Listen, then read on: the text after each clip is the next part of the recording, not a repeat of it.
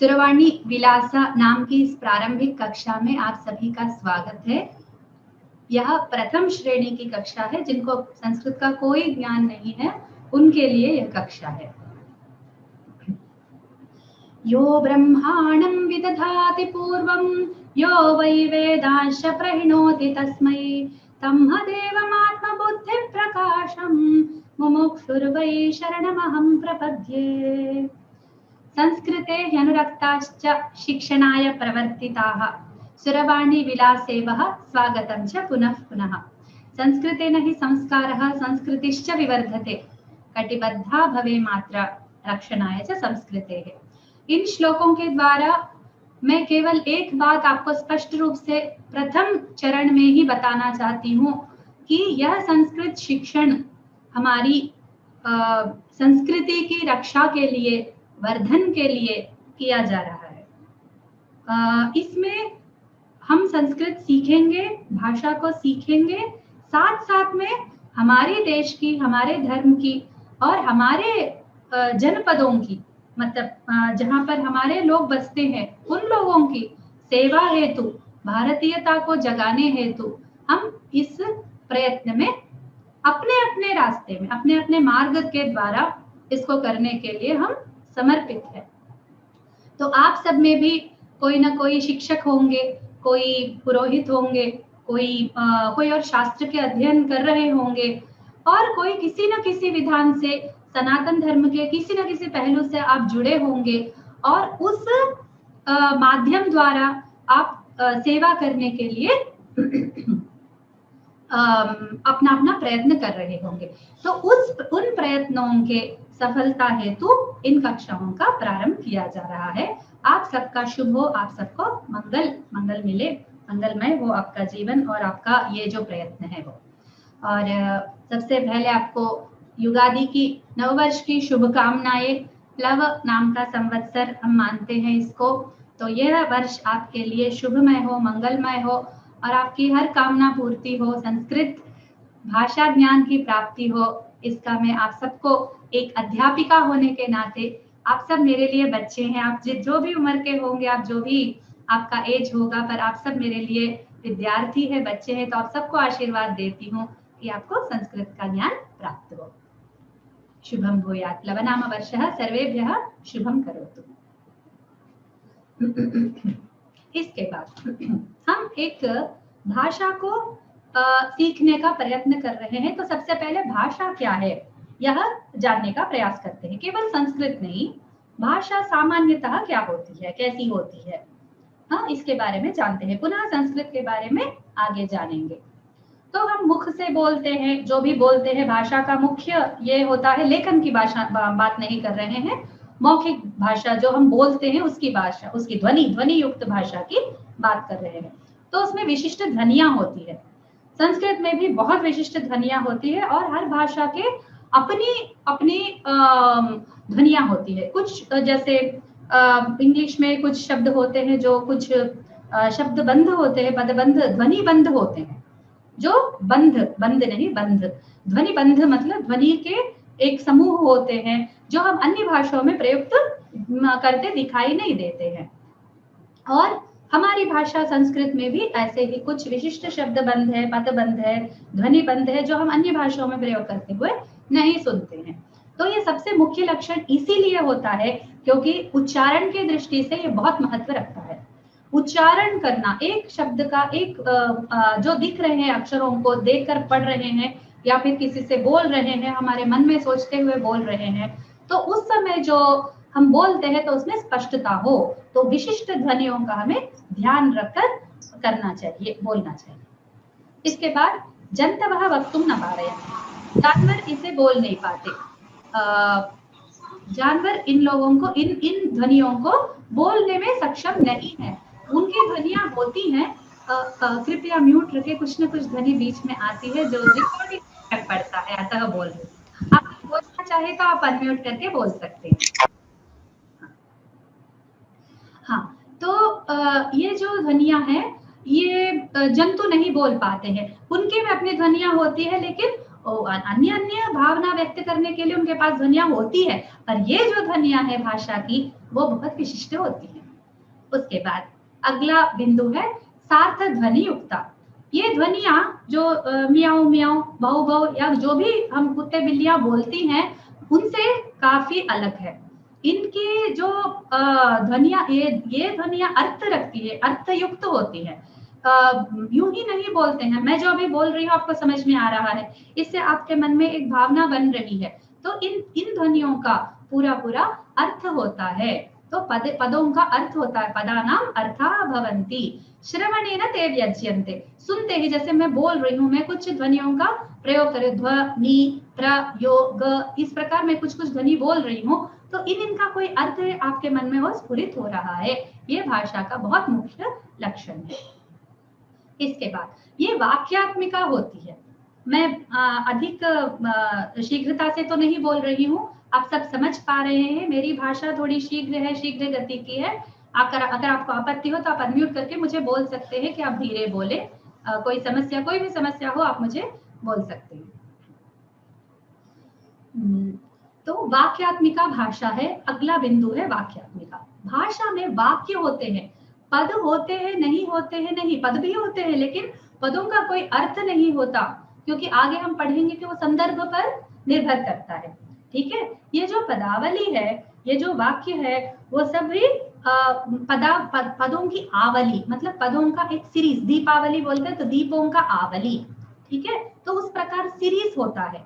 ठीक है, वो सीरीज, पदों का सीरीज होता है, उससे एक के बाद एक पद होते हैं और उनमें एक संबद्धता होती है, वो आगे पढ़ेंगे। तो उस आवली से जो अर्थ निकलता है वो वाक्य से ही निकलता है। जैसे मैंने कहा बॉम्बे, मुंबई, मैंने बोला मुंबई, मुंबई का अर्थ है, मुंबई का अर्थ है एक शहर, लेकिन भाषा में उसका कोई उपयोग नहीं है। मैंने अचानक मुंबई बोला तो उसका कोई अर्थ नहीं होता। मैंने अचानक टेबल बोला तो उसका कोई अर्थ नहीं होता। हाँ, टेबल पर कोई वस्तु है, मुझे चाहिए, या मुझे मुंबई जाना है, इस प्रकार। तो आप पूछ सकते हैं, किसी ने पूछा आप कहाँ जा रहे हैं, हमने कहा मुंबई, तो वो तो एक शब्द हुआ, एक पद हुआ, तो एक पद का आप बोल रहे हैं, भाषा तो वाक्यात्मिका है। लेकिन उसका आप अर्थ एक बार सोचिए, मैं मुंबई जा रहा हूँ, इसको बोलने के पूरा शब्दों का प्रयोग करने के स्थान पर वह कह रहा है मुंबई। इसका अर्थ आपका नाम क्या है, तब कहेंगे फलाना फलाना, मेरा नाम उषा है, तो उसके बजाय मैं बोलेंगे उषा, तो उषा बोलूंगी तो उसका अर्थ क्या हुआ, मेरा नाम उषा है। तो इस प्रकार वाक्य ही, तो पूरी भाषा का अर्थवान अंश, मतलब हम जो भाषा को समझते हैं उसका मुख्य अंग होता है वाक्य। तो इसलिए हम वाक्य से ही प्रारंभ करेंगे, और संस्कृत का वैशिष्ट्य इस विषय में एक मुख्य बिंदु से संबंधित है, वो हम आगे पढ़ेंगे, मैं तब आपको स्पष्ट रूप से इस बिंदु को आपको समझाऊंगी। उसके बाद अगला पॉइंट है परस्परम संबद्धता। तो ये शब्द जो है परस्पर, जैसे मैं बोली मुंबई, टेबल, फोटो, माइक, भगवान, ऐसे कुछ भी मैं बोलूंगी तो उन सब, वो भी तो पदावली है। हाँ, मुंबई, फोटो, टेबल, भगवान, ये सब भी तो पदावली है, पर उनका कोई परस्पर संबंध नहीं है। मैं मुंबई जा रहा हूँ, इनमें परस्पर संबंध है, मैं मुंबई जा रहा हूँ, 5-6 इसमें, या फिर जा रहा को एक गिनेंगे तो 4 शब्द है, तो इन 4 शब्दों का परस्पर संबंध है। मैं जा रहा हूँ कहाँ, मुंबई, तो मैं मुंबई क्या, जा रहा हूँ। तो इस प्रकार परस्पर एक आकांक्षा में बंधे हुए रहते हैं, तो उस आकांक्षा को हम संबद्धता, उस संबद्धता को हम आकांक्षा बोलते हैं। तो वो सब मिलकर हमको एक अर्थ बताते हैं। इसके अगला अंश है, क्षमा कीजिए ये बिंदु बिंदु रूप से नहीं आ रहा है, मैं अगले इसमें इसको ठीक कर दूंगी। तो ये संदर्भ से युक्त होती है। तो बिना संदर्भ के मैं कुछ बोलती हूँ, तो मैंने अभी अभी बैठ के बोला कि कुछ भी ऐसा बिना संबंध के मैं कुछ बोली, बच्चा क्या कर रहा है ऐसा, तो अभी किस बच्चे की बात हो रही है, यहाँ कोई बच्चा नहीं है। ठीक है, तो अचानक से कुछ बोलूंगी तो बिना संदर्भ के हमको कुछ समझ में नहीं आता है। ठीक है, तो वो सर्वदा संदर्भ से ही युक्त हुआ करती है भाषा। संदर्भ से बाहर उसका कोई अर्थ नहीं होता है। हम किस में बोल रहे हैं, कहाँ बोल रहे हैं, जैसे कोई इन्वेस्टिगेशंस में वो लोग जाते हैं, डिटेक्टिव्स जाते हैं, तो उनका कोई कूट शब्द होता है, तो अचानक किसी से मिलने पर बोलते रहते हैं, कुछ भी उनका कूट शब्द है, तो बारिश बहुत हो रही है ऐसा बोलते हैं, उस समय बहुत धूप हो रही होती है, तो सामने वाला व्यक्ति समझ जाता है अच्छा अच्छा ये कूट शब्द बोल रहा है। तो ऐसे बिना संदर्भ का वो भी नहीं होता है, ठीक है, उसका भी कोई संदर्भ पीछे एक नेपथ्य हुआ करता है। ये संदर्भ का जो प्रामुख्यता है संस्कृत से अधिक कहीं भी समझ में नहीं आती है, क्योंकि ये तब मायने रखता है जब एक पद के अनेक अर्थ होते हैं, ठीक है, तो एक शब्द के अनेक अर्थ होने पर यहाँ पर उस शब्द का, उस पद का हम कौन सा अर्थ करें, तो हम संदर्भ देखते हैं कि आगे पीछे क्या चल रहा है, ठीक है, तो उससे हम उसका अर्थ जानने में हमारी सहायता होती है। और ये बहुत होता है भाषा में, हम जब बोल रहे होते हैं, पढ़ रहे होते हैं, तो इन चीजों का हम ध्यान नहीं रखते, लेकिन जब विशेषतः हम जब संस्कृत भाषा सीख रहे हैं, नई भाषा कोई भी, ना केवल संस्कृत ही नहीं, कोई भी नई भाषा हम सीख रहे हैं, तो इन बिंदुओं का जानना बहुत बहुत आवश्यक होता है, ठीक है। और तो ये संदर्भ जो सूचनाएं हैं ये किससे पता चलती हैं, तो ये मुख से, जैसे कोई जैसे पढ़ाते समय भी बोलते हैं प्लीज रेडियो ऑन रखे, आपको देखते हुए हम सुनना चाहते हैं, या फिर कोई बोलते हैं हम फोन पर बात नहीं कर सकते, आपसे मिलकर बात करना चाहते हैं, या फिर कोई टीचर पढ़ा रही है तो बच्चों को देखना चाहती है, भैया तुम लोग अपना ये कैमरा ऑन रखो ताकि मैं तुम लोग को देखते हुए पढ़ाऊं, तुम लोग कैसे पढ़ रहे हो, तुमको कैसे समझ में आ रहा है। तो ये जो सारी चीजें हैं हमारे मुख से पता चलता है। कोई बहुत मुख्य बात करनी है, जैसे डॉक्टर पेशेंट से कुछ बता रहा है कि भाई आपको ये फलाना फलाना परेशानी है, तो वो डॉक्टर क्या करता है, उसको बिठा के साक्षात बात करता है, उसकी भावनाओं को पढ़ते हुए बात करता है कि आपको फलाना फलाना परेशानी है, आपकी आर्थिक स्थिति कैसी है, आपको ऑपरेशन कराना है, जो भी हो, इस तरह की बातें होती है। या पुलिस इन्वेस्टिगेशन में हम देखते हैं, तो उन संदर्भों में आप एक बार सोच के देखिए कि मुख को देखकर और संदर्भ से संबद्ध होकर बोलना कितना आवश्यक होता है, ठीक है। ये उसके बाद अगला बिंदु है व्यक्ति विशिष्टा भाषा भवति। व्यक्ति विशिष्टा, व्यक्ति निष्ठा, इसका अर्थ होता है जैसे मैं बोल रही हूँ, मेरी भाषा में कुछ पदावली होती है, सबके ऐसे अपनी अपनी भाषा का ज्ञान, जो पदों का ज्ञान है अपना अपना होता है, वो अलग होता है, विशेष होता है। जो जिन शब्दों को मैं जानती हूँ आप नहीं जानते, जिन शब्दों को आप जानते हैं मैं नहीं जानती, ठीक है। व्यक्ति विशिष्टा भाषा हुआ करती है। तो जैसे ग्राम्य लोग होते हैं जो एक विलेज के वातावरण से आते हैं, कोई गांव से आते हैं, तो उनकी भाषा अलग होती है। जो शिष्ट लोग होते हैं, शिष्ट मतलब पढ़े लिखे बहुत ही अत्यंत शास्त्रीय होते हैं, उनकी भाषा अलग होती है। और जो शिक्षित है, अशिक्षित है, इनके आधार पर शिष्ट ग्राम्य, इसका बहुत अंतर हमको पता चलता है। कोई आके देहाती भाषा बोलते हैं तो हम समझ जाते हैं अच्छा ये गांव से आया होगा। तो भाषा जैसे कहीं भी व्यक्ति छुप सकता है। सुभाष चंद्र बोस जी जब अपने जैसे अपना परिवर्तन वेश बदल कर वो जाते थे, तो भाषा का वो उर्दू इस तरह बोलते थे और पठानी भाषा बोलते थे, इस तरह बोलते थे कि कोई उनको पठानी समझ लेता है, कोई पता भी नहीं कर सकता उनकी भाषा से कि वो पठान नहीं है। तो इस प्रकार हम भाषा बोलते हैं कि हमारा नेटिविटी पता चल जाता है। तो सीखते समय इसलिए नेटिव लोगों के जैसा बोलना बहुत आवश्यक होता है, ठीक है। इसके बाद अन्य विषय है समूह विशिष्टा। प्रादेशिक लोग जो जो एक प्रदेश को बिलोंग करते हैं, वो लोग एक तरह की भाषा बोलते हैं अन्य प्रदेश को, तो ये सब, ये व्यक्ति विशिष्टा, समूह विशिष्टा अभी संस्कृत के लिए अधिक मायने नहीं रखता है, पर अभी अभी पता चल रहा है हमको कि हम संस्कृत सीख के बोलने का प्रयास कर रहे हैं या लिखने का प्रयास कर रहे हैं, तो उस पर हमारी मातृभाषा का अधिक प्रभाव पड़ रहा है, जो एक तरह से सही नहीं है।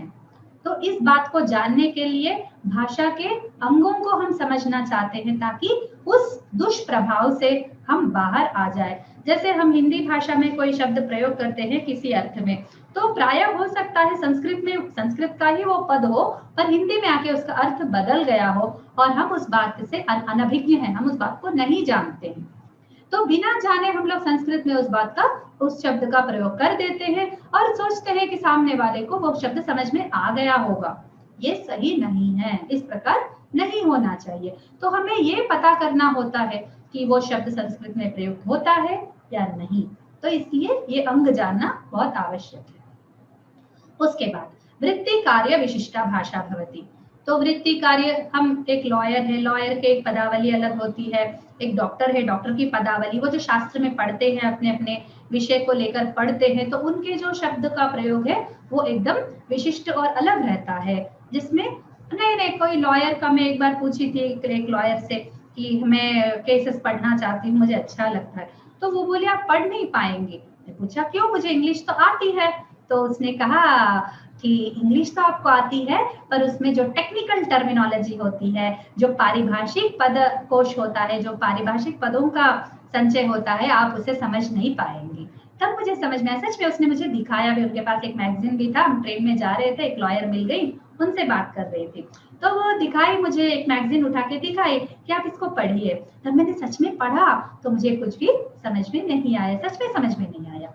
तब मैंने कहा अच्छा, तो बोली लॉयर को ही समझ में आती है। इसी प्रकार कोई डॉक्टर लिखते हैं, केवल लेखन के कारण नहीं, डॉक्टर कुछ लिखते हैं तो अन्य डॉक्टर भी समझ पाते हैं, तो उसे पढ़ाने के लिए मेडिकल ट्रांसक्रिप्शन एक बहुत बड़ा उद्योग किस लिए हुआ, क्योंकि इसी कारण से वो जो लिखते हैं उसकी समझ हमें नहीं होती है, उसे इंटरप्रेट करना पड़ता है, मतलब उसका अर्थ निकाल कर उसे जानना पड़ता है।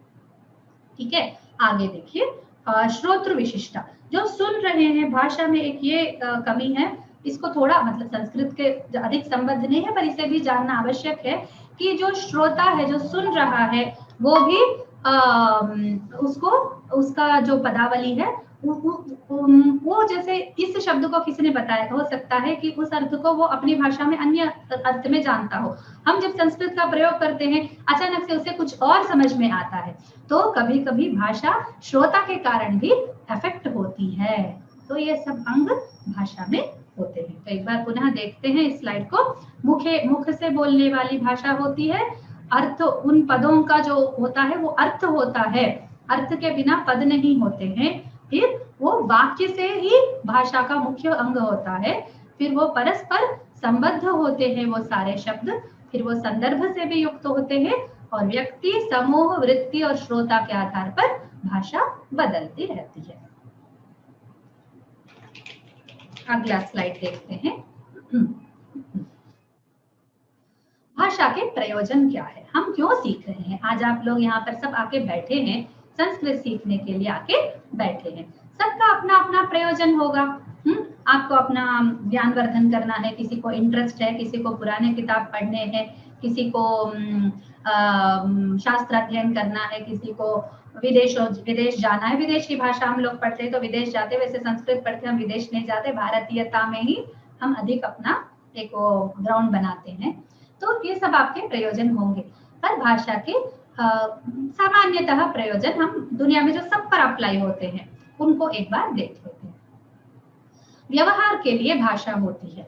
व्यवहार का अर्थ है, जैसे बात कर रहे हैं, हम एक दुकान में गए, कुछ खरीदारी की, कहीं पर हम लोग किसी आपस में कुटुंब में बैठ के सब बातें कर रहे हैं, तो व्यवहार ज्ञान के लिए, कहीं पर किसी भी चीज को कहीं घूमने गए, कुछ भी, तो हर व्यवहार में, हर प्रदेश में वहां पूछना होता है कि भाई ये रास्ता कैसे जाता है, कहाँ पर हम इस स्थान को प्राप्त कर सकते हैं, इत्यादि के लिए वो होता है। तो ये 3 स्तर का होता है। वैयक्तिक होता है, हम अपने बलबूते पर जब जाते हैं बाहर और अपना व्यवहार करते हैं वो, और एक सामाजिक व्यवहार होता है, एक समाज है, एक यूनिट के रूप में हम लोग करते हैं, जैसे कोई संघ हुआ, कुछ हुआ, उसमें समाज से व्यवहार करते हैं। अपने अंदर का भी एक थॉट चिंतन प्रोसेस होता है, उसमें भी भाषा की आवश्यकता होती है, और कार्य सम्मत होकर हम कुछ बातें करते हैं, किसी से जाकर मिलते हैं, कुछ प्रोजेक्ट्स के रूप में बात करते हैं, या फिर ऐसे ट्रैवल करते हैं, इस प्रकार कोई भी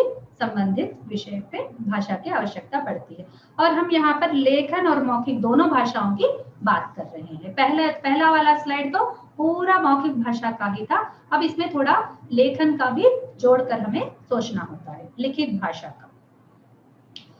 अगला बिंदु है भाव विनिमय। भाव अर्थात हमारे मन में जो दुख है, सुख है, सुख की भावना है, दुख की भावना है, पीड़ा हो रही है, कुछ दर्द हो रहा है, कुछ आनंद हो रहा है, निराशा हो रही है, ऐसे भाव विनिमय के लिए आप इस बारे में क्या सोचते हैं? तो मैं ऐसा ऐसा सोचता हूँ, यहाँ पर हमें घर बनाना है, किस प्रकार का घर बना है, इस प्रकार जो भी भाव है, इससे मुझे काफी क्लेश हुआ, इससे मुझे काफी दुख हुआ, इस प्रकार की मनस में जो स्थित भावनाएं हैं उनका विनिमय के लिए, और सामान्य भाव भी, केवल इमोशंस की बात नहीं है यहाँ पर, सामान्य जो भावनाएं होती है, ये लड़का अच्छा है, ये लड़की ठीक है, वो टीचर ठीक से नहीं पढ़ाती है, इस प्रकार की जो भी हमारे अभिप्राय है उन सबका ज्ञापन के लिए। उसके बाद है कथा कथनाय।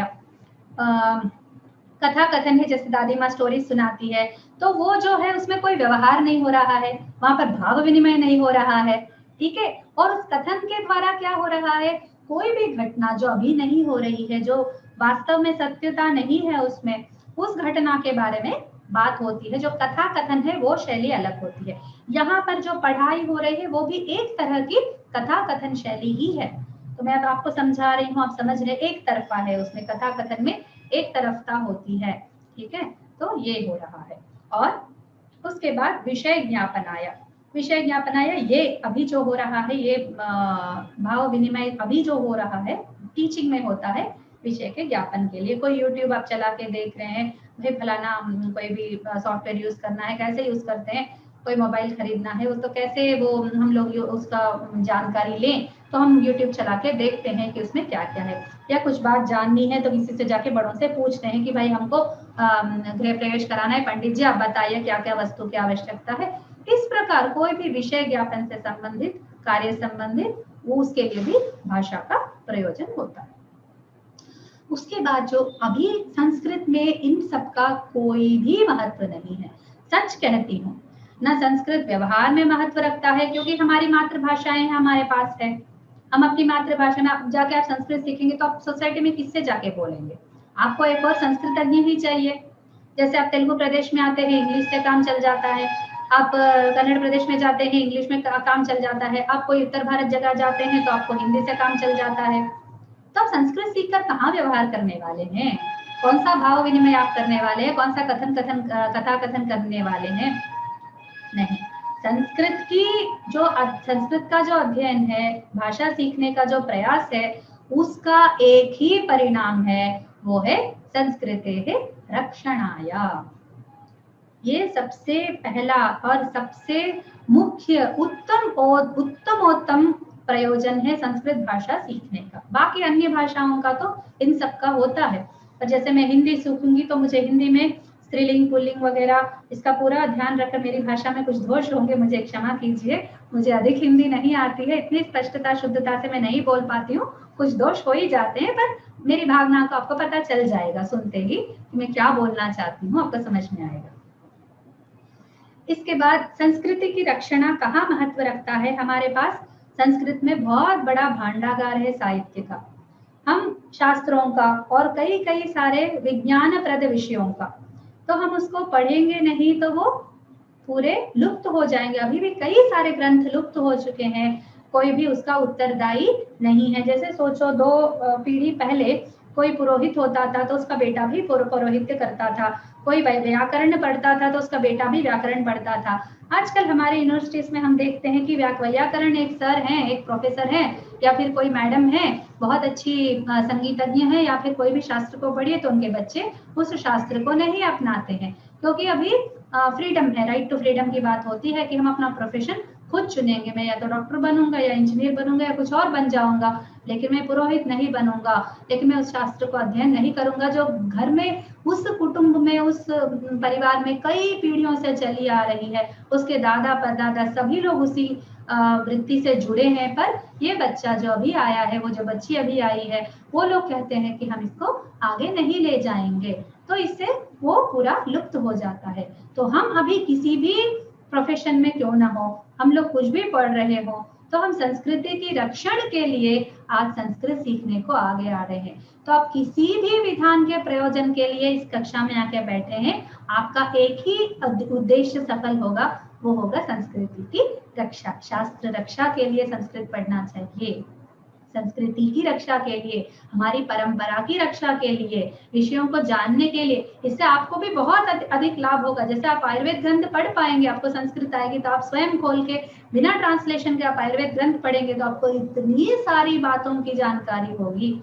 आपका मन खराब है, आपको कुछ शांति की आवश्यकता है, कोई अच्छे से संस्कृत ग्रंथ को आप पढ़ेंगे, उसमें बहुत सारे उपाय होंगे, योग रिलेटेड कोई ग्रंथ को आप पढ़ेंगे, उसके भाष्य पढ़ेंगे स्वयं, तो आपको बहुत सारी शांति मिलेगी और आगे कैसे दुख से निवारण हो इसका आपको उपाय भी मिलेगा। तो इस प्रकार केवल आप संस्कृति की रक्षा करके कोई दायित्व नहीं निभा रहे हैं केवल या फिर कोई ड्यूटी नहीं कर रहे हैं, ठीक है, आपको वो वापस में लाभ भी मिल रहा है, ठीक है, तो आपको उल्टा लाभ स्वयं को हो रहा है। तो संस्कृति की रक्षा करके कोई बड़ा तोप नहीं चला लिया हमने, हमारा भी आत्म लाभ भी हो रहा है उसके द्वारा, ठीक है। तो इन सबको अध्ययन करके अच्छी भावनाओं को, अच्छे विषयों को, जो अरे ये तो योग सूत्र में ऐसा लिखा है, हमारा जीवन तो उल्टी दिशा जा रही है, हमें इस सूत्र को अपने जीवन में लाना चाहिए। ये आपको कब पता चलेगा? या तो आप व्याख्यान पढ़ेंगे या ट्रांसलेशन पढ़ेंगे या स्वयं सूत्र को पढ़ेंगे, उस पर मनन चिंतन करेंगे तो आपको पता चलेगा। इस प्रकार संस्कृति की रक्षा के लिए ही संस्कृत अध्ययन होता है। उसके बाद संगीत, नृत्य, नाटक, इनमें भाषा का प्रयोग होता है। ये भी सब संस्कृत भाषा में कई सारे गीत, आप लोग हिंदी प्रदेश से, आप उत्तर भारत के प्रदेश से आप लोग आए हैं, हमारे इधर त्यागराय स्वामी और ये बहुत सारे संगीतज्ञ हैं, कई सारे वो लोग गायक भी है और लेखक भी है, वो स्वयं लिखते हैं, स्वयं के गीतों को वो लोग रागबद्ध करके गाते भी हैं। तो तीन उनका होता है, उनको वाग्यकार बोलते हैं। तो उनकी कृतियों में हम बहुत सारा संस्कृत देखते हैं, उनको सुन के बहुत आनंद भी होता है, अच्छा लगता है। कोई संस्कृत में कृति हम सुनते हैं, यदि आप कर्नाटिक संगीत से संबद्ध है तो अभी हिंदुस्तानी संगीत में तो बहुत कुछ अपनी मतलब हिंदी भाषा आदि का प्रयोग हुआ, लेकिन अभी भी साउथ इंडियन में हम लोग ये देखते हैं कि संस्कृत में लिखने की परंपरा अभी भी है संगीत में। तो उनको हम लोग जब सुनते हैं, पढ़ते हैं तो बहुत अच्छा लगता है। वो ये भाषा ना ही व्यवहार की भाषा है, ना ही भाव विनिमय है, ये केवल एक कला पोषण की कला को संबंधित कला को व्यक्त करने से संबंधित भाषा है। नृत्य, नाटक इत्यादि में है वो है एक कला अभिव्यक्ति के लिए, भाव व्यक्ति के लिए भाषा का प्रयोग होता है। तो लेकिन उनमें कई सारे और चीजें भी साथ में होती है, जैसे नाटक है तो उसमें दृश्य होते हैं, व्यक्ति कुछ पात्र होते हैं तो वो लोग कुछ कर रहे होते हैं, ऐसा। संगीत में है तो राग साथ में होता है। तो ये भाषा हमारी जो सामान्य भाषा है उससे संबंधित नहीं है, पर उसका भी अध्ययन किया जा सकता है। अभी हम अपनी कक्षा पर आते हैं। अपनी कक्षा में कौन से विषयों का अध्ययन हो रहा है, इस कक्षा से आपको क्या मिलेगा? सबसे पहले ये स्लाइड का एक एक विषय आपको स्पष्टीकृत करने से पहले मैं आपको बता दूं कि इसमें यदि आप संभाषण चाहकर आ रहे हैं तो क्षमा कीजिएगा मुझे, ठीक है। संस्कृत बोलना सीखना चाहते हैं हम, जिनका उद्देश्य यह है, उनका यहाँ पर बहुत निराशा होने वाली है, क्योंकि हम संस्कृत बोलने को मुख्य रूप से इस कक्षा में नहीं ले रहे हैं, बल्कि प्रत्युत हम उस भाषा का अध्ययन कर रहे हैं जो पढ़ के हम समझ ले, स्वयं लिखने में हम समर्थ हो जाएं, उस भाषा का हम लोग अध्ययन यहाँ कर रहे हैं। पर पूरी तरह आप निराश मत होइए, यथाशक्ति ये 1 घंटे की कक्षा होगी, तो यथाशक्ति अंत में 5 मिनट में कुछ संभाषण के बिंदु आपको बता दिया करूंगी, ताकि आपको थोड़ा सा अच्छा लगे कि व्यवहार कैसे करें, छोटे वाक्य जो आप अपने नित्य जीवन में प्रयोग कर सकें।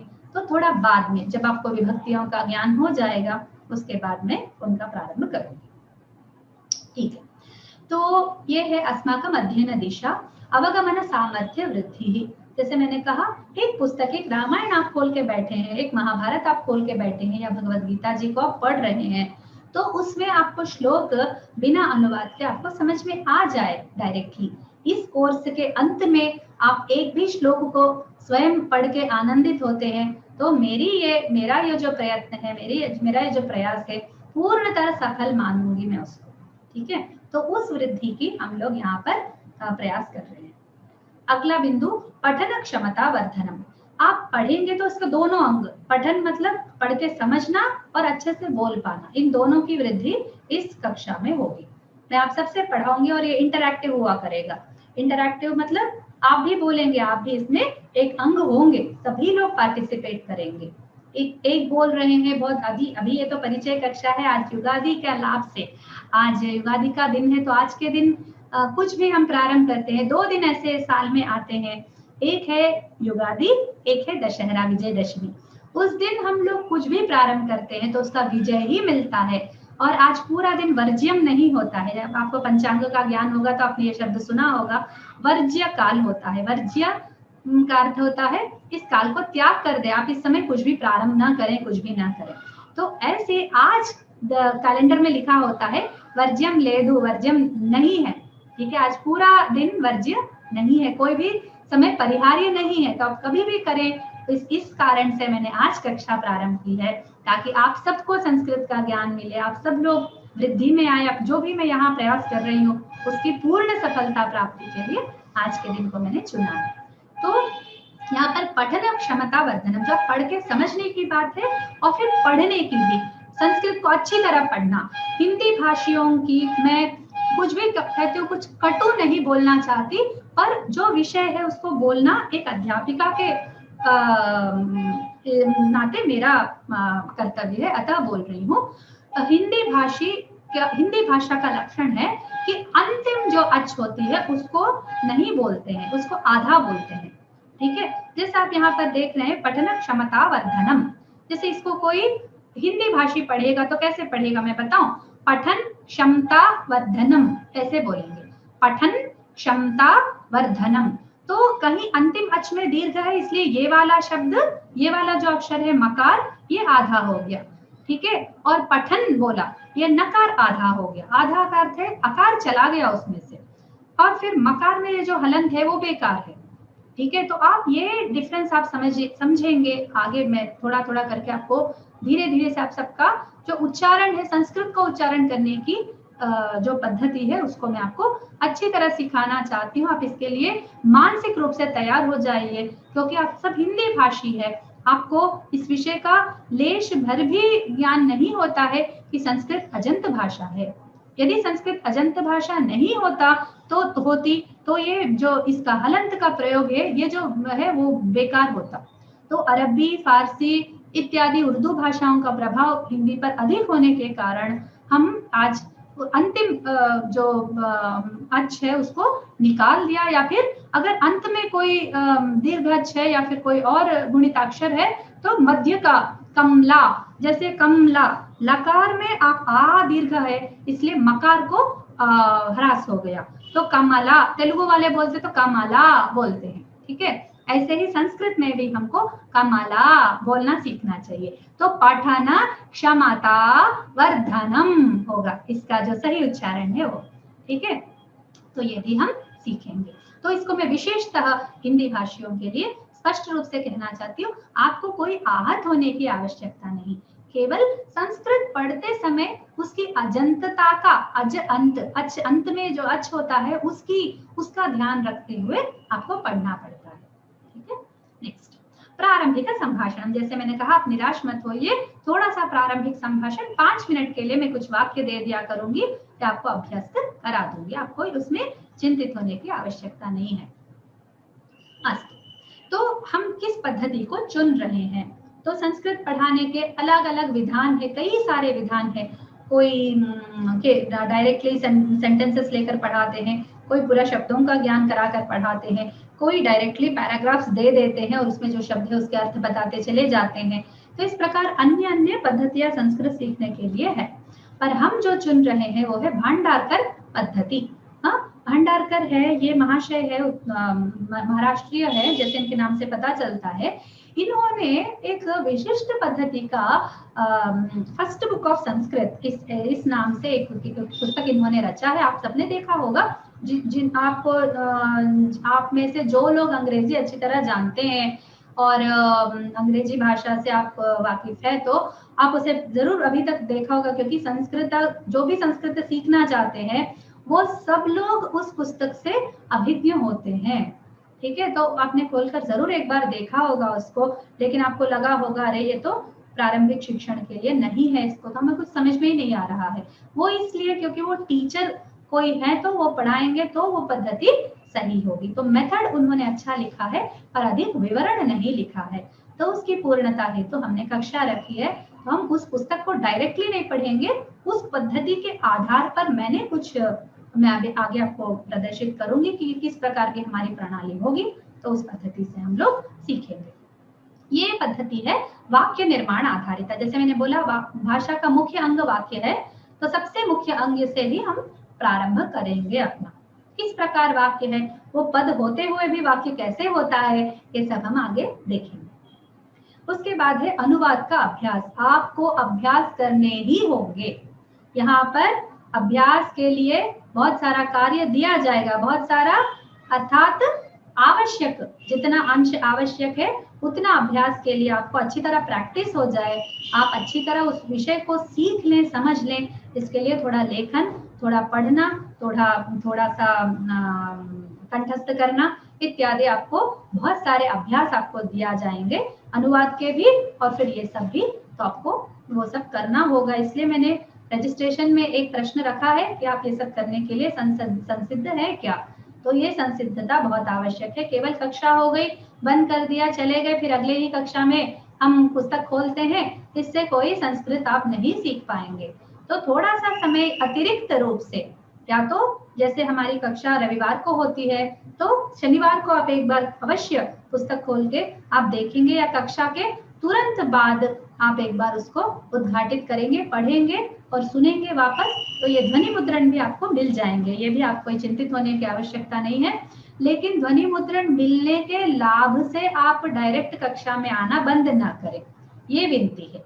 ठीक है, ध्वनि मुद्रण आपको मिल जाएंगे, चित्र मुद्रण आपके लिए यूट्यूब में उपलब्ध होंगे, पर आप वो उपलब्ध होंगे ना, ये सोचकर आप यहाँ पर आना बंद ना करें, क्योंकि यहाँ पर जो डायरेक्टली आप मुझसे कुछ पूछ सकते हैं, जो अपने डाउट्स क्लियर कर सकते हैं, और ये जो फ्लो होता है, अभी हो रहा है, ये वो भावना जो होती है वो रिकॉर्डिंग में आपको नहीं मिलेगा। उसमें आप नितांत पैसिव मेंबर होंगे। पैसिव मतलब आप डायरेक्ट नहीं होता, परोक्ष रूप से आप उसको करेंगे। परोक्षता पढ़ाई में अच्छी नहीं होती।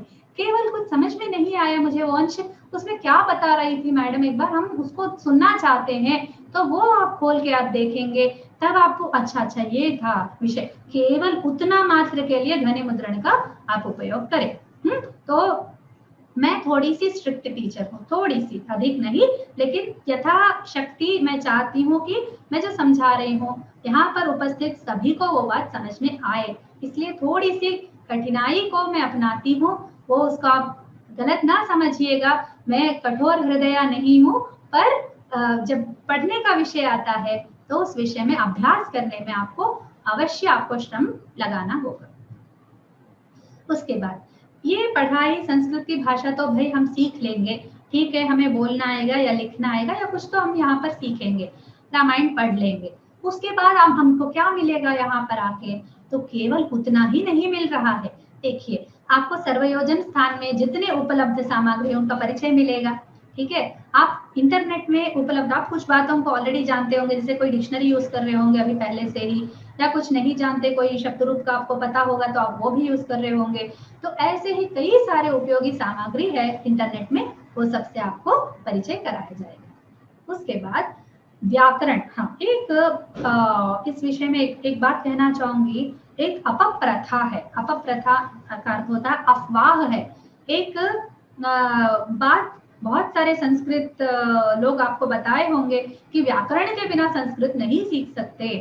ये जो व्याकरण है उसका अर्थ है सामान्य व्याकरण, ठीक है, वो पाणिनीय व्याकरण की बात नहीं कर रहे हैं। तो झट से आप लोग क्या करते हैं, विद्यार्थी लोग अधिक भाषा ज्ञान के लाभ के लालच में आप लोग चले जाते हैं, कोई पाणिनीय पंडित के पास जाके बैठ जाते हैं, विद्वान, पाणिनीय विद्वान के पास जाके आप बैठ जाते हैं कि हमें पाणिनीय व्याकरण आप सिखाइए। लेकिन आपको थोड़े दिन में पता चल जाएगा कि ये व्याकरण का तो भाषा से कोई लेना देना है ही नहीं, ठीक है, पद साधुत्व से उसका लेना देना है, तो ये कोई शास्त्रीय विषय ही है, ये तो अलग ही है, इससे तो हमारी भाषा भी वृद्धि नहीं हुई है, ठीक है। तो आपको वो सब प्रयास में पढ़ने की आवश्यकता नहीं। सबसे पहले उस अपप्रथा को, उस अपभाव को अपने मन से निकाल दीजिए, फेंक दीजिए बाहर, कि आपको केवल सामान्य व्याकरण, जितना हिंदी में आपको पढ़ना है, जितना व्याकरण आप हिंदी में प्रयोग करते हैं, बस उतना ही संस्कृत भाषा सीखते समय भी आपको प्रयोग करना है। तो वो सबका आपको परिचय मिलेगा। ये कक्षाओं का, इन कक्षाओं के बाद आपको व्याकरण विषय भी सही सही पता चल जाएंगे। उसके बाद बहुत अच्छे अच्छे पुस्तकों का परिचय कराऊंगी। बहुत ही उपयोगी पुस्तक जो होंगे आपको मिल जाएंगे, पीडीएफ्स भी मिलेंगे, आपको कैसे अन्वेषण करना है वो भी मैं बता दूंगी। उसके बाद संगणकीय भाषा शास्त्र एक है नेचुरल लैंग्वेज प्रोसेसिंग, उस विषय में भी आपको थोड़ा सा परिचित करवा दूंगी कि वो कैसे करते हैं, क्या करते हैं अंत में। पर ये संगणकीय भाषा शास्त्र विषय अभी नहीं होगा, अंत में जब आप थोड़ा बहुत सीख लेंगे तब तक मैं आपको ये सब पूरा अरेंज करके एक जगह करके आपको बता दूँ। ठीक है, उसके बाद जैसे पहले ही बोला था, उच्चारण स्पष्टता बहुत आवश्यक है, वो आपको इस कक्षा में मिलेगी। फिर आनुपूर्वी लेखनम, जितने स्पष्टता से हम बोलते हैं उतना ही स्पष्टता हमें लेखन में भी होनी चाहिए। तो हम क्या लिख रहे हैं, क्या सुन रहे हैं और क्या अक्षर हमारे मन में स्फुरित हो रहे हैं, इसके लिए आनुपूर्वी बहुत आवश्यक है। आनुपूर्वी कुछ भी नहीं है, अधिक कुछ नया शब्द है, लेकिन ये नया विषय नहीं है। स्पेलिंग जो बोलते हैं इंग्लिश में, जैसे English ENGLISH English, cat CAT cat, book BOOK book, इस प्रकार का जो आनुपूर्वी होता है वो भी संस्कृत में भी होता है। ठीक है, वर्णों का अलग अलग करके लिखना मैं आपको कक्षा में वो सब क्लियरली बता दूंगी। ये आनुपूर्वी ज्ञान आपके लिए बहुत आवश्यक इसलिए है क्योंकि संस्कृत में जो वर्क होता है, जो भाषा किस प्रकार वर्कआउट होती है, उसमें आनुपूर्वी का बहुत ही मायना रखता है। आपको एक एक वर्ण की स्पष्टता आपको अच्छी तरह जाननी होती है, क्योंकि उसके बिना आप विषय को समझ नहीं पाते हैं। ये बहुत ही सूक्ष्म स्थाई की भाषा है, बहुत ही आपको सूक्ष्म लेवल पर आपको ले जाती है, इसलिए आपके लिए आप उसके लिए संसिद्ध मानसिक रूप से हो जाइए। ठीक है, तो अभी हम कौन कौन से विषय को पढ़ेंगे ये केवल थोड़ा सा बता के आगे बढ़ती हूँ। इसको मैं बहुत ही विपुलता से आपको कक्षाओं में पढ़ाने को, ये एक्चुअली मैं आपको पूरा पठन सामग्री ही बता रही हूँ। तिङंत रूप सीखेंगे सबसे पहले, ठीक है। लट लंग लोट रंग विधिलिंग, ये 5 लकार सिखाऊंगी, और धातु गण पहला, चौथा, छठा और 10वां, ये 4 धातु गण सिखाऊंगी। फिर विभक्ति के अर्थ, जैसे आप अभी अनभिज्ञ है संस्कृत के भाषा के बारे में, आप कुछ नहीं जानते, इसलिए ये केवल आपके लिए कुछ शब्द मात्र है, या आपने कुछ थोड़ा पहले सुना होगा तो थोड़ा सा रिलेट करेंगे, पर ये सब क्या है, कैसा होता है, ये सब मैं आगे बताऊंगी। विभक्ति और उनके अर्थ बताऊंगी। हिंदी व्याकरण अच्छे से किसी ने पढ़ा होगा तो इनमें से कई सारे शब्द आपको परिचित लगेंगे। फिर शब्द रूप, शब्द रूपों में अजंत शब्द, हलंत शब्द और इनाद्यंत, कोई विशेष व्याकरण प्रक्रिया से बनने वाले शब्द सिखाऊंगी। उसके बाद कृदंत रूप सिखाऊंगी, जिसमें अव्यय कृदंत है, अनव्यय कृदंत है, और फिर कुछ ये तिङंत के सदृश कृदंत है, उनको भी सिखाऊंगी। उसके बाद अव्यय, सामान्य अव्यय, देशवाचक, कालवाचक, सभी तरह के अव्यय सिखाऊंगी, जो सामान्य स्थाई के हैं, जो हाई लेवल के हैं वो नहीं सिखाऊंगी, पर जो सामान्य लेवल के हैं। ये प्रारंभिक स्थाई की कक्षा है, तो इसके बाद एक द्वितीय स्थाई होगी जो जिसमें आप और इम्प्रूव करेंगे। तो इसमें तो थोड़े से ही मैंने चुने हैं, चुनिंदा कुछ अव्यय आपको पढ़ाऊंगी। फिर उसके बाद सर्वनाम शब्द, ये सब भाषा के बहुत ही मुख्य अंग हैं, आपको ये सब यहाँ पर मिल जाएंगे। सारे सर्वनाम पढ़ा दूंगी, जितने सर्वनाम, सर्वादीनी सर्वनामानी वाला तो नहीं, पर आपको बहुत सारे सर्वनाम जो प्रोनाउंस के रूप में प्रयुक्त होते हैं, उन सबको आपको ज्ञान मिल जाएगा। अभी ये पाठ्यक्रम में क्या क्या होगा एक बार बस स्थूल रूप से देखते हैं, फिर उसके बाद मैं प्रश्न लूंगी आपके। तो प्रथम पाठ होगा प्रथम पुरुष एकवचन, द्विवचन, बहुवचन, तिङंत रूपा। आप एक बार पढ़ लीजिए इसको, अधिक कुछ नहीं है, बस एक प्रणाली है। इसी प्रणाली से देखिए, इतना सिस्टमैटिक पूरा हमारे पास प्रणाली होगी, और हम आगे बढ़ेंगे, एक एक अंग को क्लियर करते हुए आगे बढ़ेंगे। ठीक है, इस कोर्स के बाद आपको संस्कृत भाषा आए ना आए, पर एक भाषा को सीखने का जो माध्यम, एक मानसिकता होती है, ठीक है, फिर आप स्वयं से भी आप आराम से सीख लेंगे भाषा। ये इसका अर्थ ये नहीं कि मैं नहीं पढ़ाऊंगी, मैं ठीक से नहीं पढ़ाऊंगी, ऐसा अर्थ नहीं है, लेकिन ये प्रणाली ही ऐसी है जिसमें आप कुछ भी नहीं छूटेगा आपको। ये सब मैं क्लियरली आपको एक अंग से बहुत ही स्टेप वाइज आपको लेकर जाऊंगी, और आप भी उसी तरह से मेरे साथ चलेंगे और अपना डाउट्स क्लियर करेंगे। तो ये पूरे 4 या 5 भागों में मैंने बांटा है, देखते हैं। ठीक है, 5 भाग में है, 6 भागों में है, ये पूरे 30 लेसन है ये। ठीक है, 30 लेसन है ये, और इसमें एक एक इंट्रोड्यूस करूंगी, परस्मैपदी, आत्मनेपदी, और फिर कुछ संधियां, छोटी छोटी संधियां, बहुत विपुलता से संधि प्रकरण, समास प्रकरण मैं नहीं पढ़ाऊंगी, पर बहुत ही उपयोगी जो समास है, बहुत ही उपयोगी जो छोटे छोटे संधियां समास है, उनका आपको ज्ञात अवश्य में कराऊंगी। स्त्रीलिंग शब्द, नपुंसकलिंग शब्द, फिर अन्य अन्य विभक्तियां, उसके बाद कुछ शब्दों का परिचय, जैसे जैसे घर के सामान होते हैं उनको क्या बोलते हैं, कुछ आजकल के हम जैसे वस्तुओं को क्या बोलेंगे, जैसे कंप्यूटर को संगणक बोलेंगे, इस प्रकार के। ठीक है, तो वस्तुओं के नाम और कुछ नाउन्स का ज्ञान आपको कराऊंगी। तो ये प्रणाली आपको अच्छी तरह दिखा रही हूँ पहले ही कि किस प्रकार का हमारा होने वाला है। क्रियापद है, नाम पद है, सर्वनाम, सब कुछ एक जहाँ पर रूटीन नहीं लगे, एक के बाद एक बोर नहीं लगे, इस प्रकार मैंने पूरा अरेंज किया है। जो भी बेसिक लेवल का है वो सब आपके लिए संसिद्ध हो जाएगा। तो ये मेरी कक्षा, यहाँ पर मेरा पाठ जो है, पढ़ाने का जो है, यहाँ पर खत्म हो जाता है। अभी the class is welcome for questions. आप कुछ प्रश्न पूछना चाहते हैं तो आप मुझसे पूछ सकते हैं। यहाँ पर मेरे ब्लॉग्स हैं जो मैं बहुत दिनों से संस्कृत के कार्य कर रही थी। किसी ने मुझे सलाह दी कि दीदी आप इतना कर रही हो, आप ये सब व्हाट्सएप में उड़ जाएगा पूरा। मैंने कहा मेरे पास फाइल्स में है। तो उसने कहा आपके पास फाइल्स में होंगी तो किसको प्रयोजन होगा। ब्लॉग नाम का एक चीज होता है, सब उसमें डाले। तो बहुत प्रारंभ था वो, मुझे कुछ भी मालूम नहीं था, तो मैंने जाना कि ब्लॉग कैसे बनाते हैं, फिर उसमें अपना सारा सामग्री रखने लगी। इसमें ही तो उपदेश आपके उपयोग का होगा। आप उस स्तर पे आएंगे तो आपको सब आपको दिखा दूंगी, मैं स्वयं आपको प्रदर्शित करके बता दूंगी। और फिर यूट्यूब चैनल से तो कभी इंटरेस्ट हो तो देख सकते हैं। और इस कक्षा से संबंधित ये द्वितीय लिंक है ना, उसमें आपको सामग्री मिलेगी। ये द्वितीय लिंक में मैं प्रेजेंटेशन आपको यथातथ आपको मेल कर दूंगी। अभी के लिए सारी सामग्री, जो भी वीडियो बनेगा और ये प्रेजेंटेशन होगा, आपको मेल में मिल जाया करेगा। आपका जो भी रजिस्टर्ड मेल आईडी है, आप एक बार 1-2 दिन में जरूर देखिए, कल या परसों तक आपको मिल जाएगा, या हो सके तो आज ही मैं कर दूंगी। ठीक है, कक्षा के तुरंत बाद अपलोड करके जैसे ही मुझे रिकॉर्डिंग मिल जाती है, वो मैं अपलोड करके आपको मैं उपलब्ध करा दूंगी। तो ये मेरी खत्म होती है कक्षा। अब आप अपने प्रश्न पूछ सकते हैं। You are free to ask any questions. आपके कोई भी संदेह हो इस पाठ से संबंधित, संस्कृत से संबंधित, इन कक्षाओं से संबंधित, समय कुछ भी आप मुझसे पूछ सकते हैं।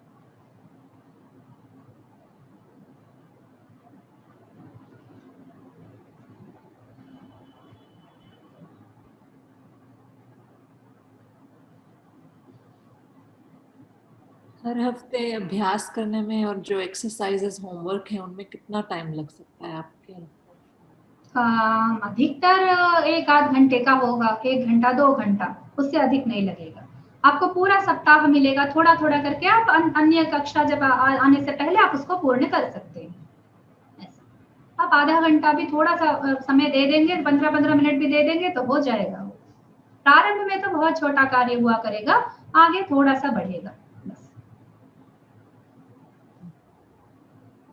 और कंठस्थ करने के जो अंश है वो आपकी क्षमता पर निर्भर करते हैं कि आप कितना अच्छे से आप कंठस्थ कर लेते हैं। कुछ कुछ विषय आवश्यक, बहुत अधिक नहीं करवाऊंगी कंठस्थ, जो बहुत ही आवश्यक है उतना तो आपको करना पड़ेगा, तो उसमें आपको अपना समय लगेगा।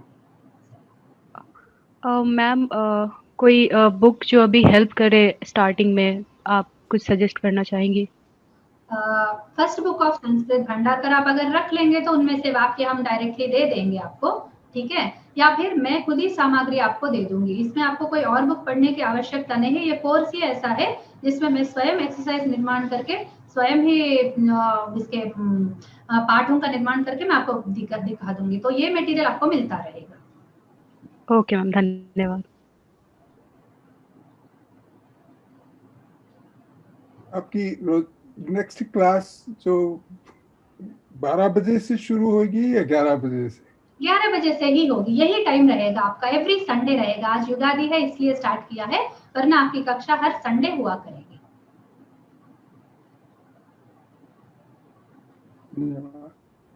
Every Sunday 11 to 12।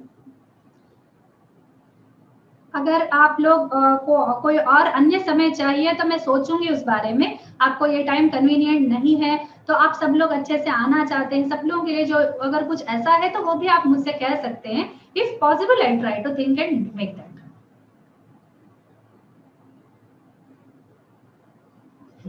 या फिर रिकॉर्डिंग तो होगी। हमारे लिए थोड़ा जल्दी अच्छा कन्वीनियंट रहेगा, हाँ, तो अगर पॉसिबल हो तो। जैसे संडे की एक और कक्षा रहती है, वो 7 to 10 है, 7 AM to 10:30 तक वो कक्षा होती है। तो उसमें उसके उसके बाद ही मैं ये कक्षा रख सकती हूँ, तो ये 11 है। फिर दोपहर को आफ्टर 2:30 भी एक स्लॉट खाली है, तो उसमें मैं ले सकती हूँ। अगर दोपहर को आपको चाहिए तो दोपहर को, लेकिन मॉर्निंग टाइम तो मुश्किल है संडे के दिन।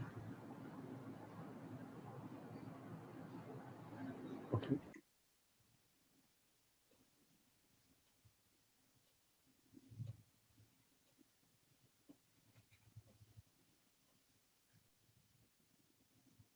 Anything else? ये क्लासेस स्लो रहेंगे, बहुत ही सॉफ्ट पेस में हम लोग जाएंगे और कोई जल्दबाजी नहीं होगी। जब तक आप सब पूरा समझ नहीं जाते तब तक आगे नहीं बढ़ेंगे, और इनफ एक्सरसाइजेस हम करेंगे ताकि आपको पूरा विषय समझ में आ जाए। तो you are very free to write to me. आप क्लास में प्रश्न नहीं कर सकते, आपको थोड़ा अच्छा नहीं लगता या आपको you feel any kind of hesitation, तो आप मुझे मेल अवश्य कीजिए। और मेरा व्हाट्सएप नंबर मैं बताती हूँ, आप लिख लीजिए। उसमें आप मुझे व्हाट्सएप कर सकते हैं, ध्वनि संदेश कर सकते हैं। तो उसमें बहुत क्लियरली हमको पता चलेगा। I am writing in the chat for everyone, so you can note down this number.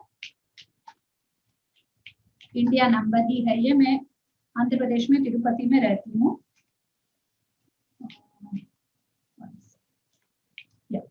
So +99849091808, you can write this number। मुझे आप मैसेज कर सकते हैं। आपको कोई भी संदेह हो तो जैसे आप लिखेंगे तो क्लियर नहीं होगा, तो आप बोल के बताइएगा आपका जो भी डाउट है, तो इससे मुझे मैं अपने टाइम पर आपको रिप्लाई कर दूँगी। ओके,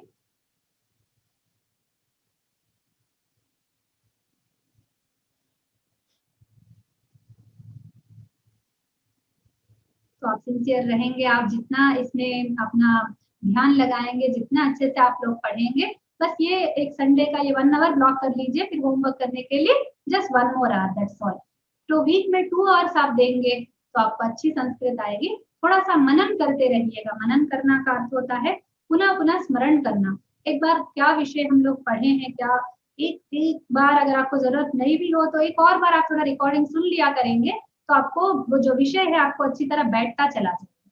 तो 1 revision after the class is very very useful. ठीक है, तो एज वी प्रोलॉन्ग में रिपीट करूंगी, ऐसा नहीं है कि मैं रिपीट नहीं करूंगी। आई कीप ऑन रिपीटिंग थिंग्स। आपको जब तक समझ में नहीं आएगा, पूरा मन में बैठ नहीं जाएगा, I keep on repeating things. ठीक है, but still from your side you should be able to do that revision. थोड़ा सा आप उसमें थोड़ा समय अधिक लगाएंगे तो आपको बहुत लाभ होगा।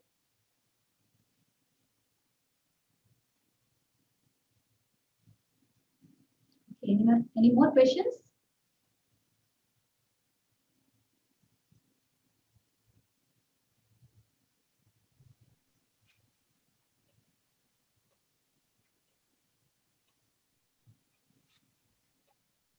Okay, so बिल्कुल। धन्यवाद। स्वस्ति प्रजाभ्यः परिपालयन्तां न्याय्येन मार्गेण महीं महिषाः गोब्राह्मणेभ्यः शोभमस्तु नित्यं। लोकाः समस्ताः सुखिनो भवन्तु, सर्वे भवन्तु सुखिनः, सर्वे सन्तु निरामयाः, सर्वे भद्राणि पश्यन्तु, मा कश्चित् दुःखभाग् भवेत्। नमस्ते, धन्यवाद आप सबका। आप लोग अगली कक्षा में रविवार से अवश्य आइएगा। सबको नववर्ष की पुनः पुनः शुभकामनाएं। आपके लिए ये वर्ष संस्कृत ज्ञान प्रणाली को इसकी पूरी पूरी मैं मन से कामना करती हूँ। धन्यवाद। धन्यवाद। धन्यवाद। धन्यवाद मैम।